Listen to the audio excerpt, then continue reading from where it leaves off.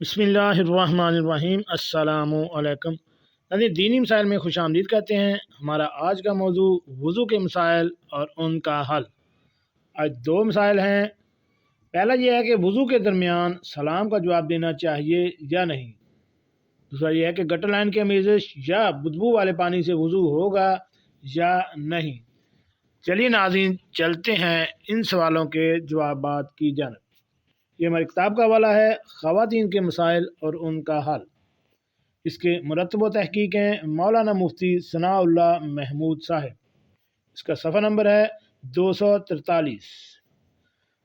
سوال یہ ہے کہ وضو کرتے ہوئے اور کھانے کے درمیان سلام کا جواب دینا ضروری ہے یا نہیں۔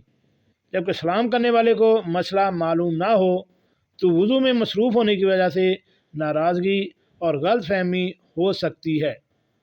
اس کا جواب یہ ہے کہ وضو کے درمیان سلام اور جواب میں کوئی حرج نہیں۔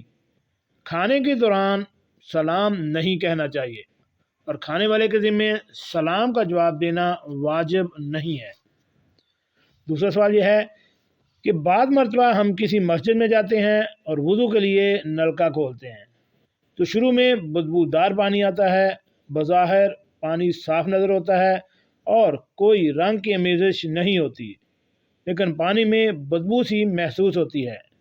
ایسی صورت میں کیا اس پانی سے وضو کیا جا سکتا ہے یا یہ پانی ناپاک تصور ہوگا اور اس پانی سے وضو نہیں ہوگا؟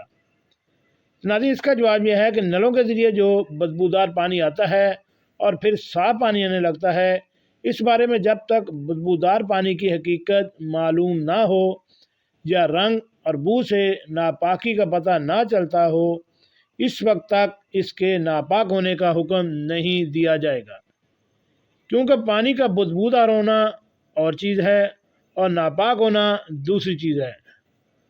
اور اگر اس تحقیق ہو جائے کہ یہ پانی گٹر کا ہے تو نل کھول دینے کے بعد وہ جاری پانی کے حکم میں ہو جائے گا اور پاک ہو جائے گا۔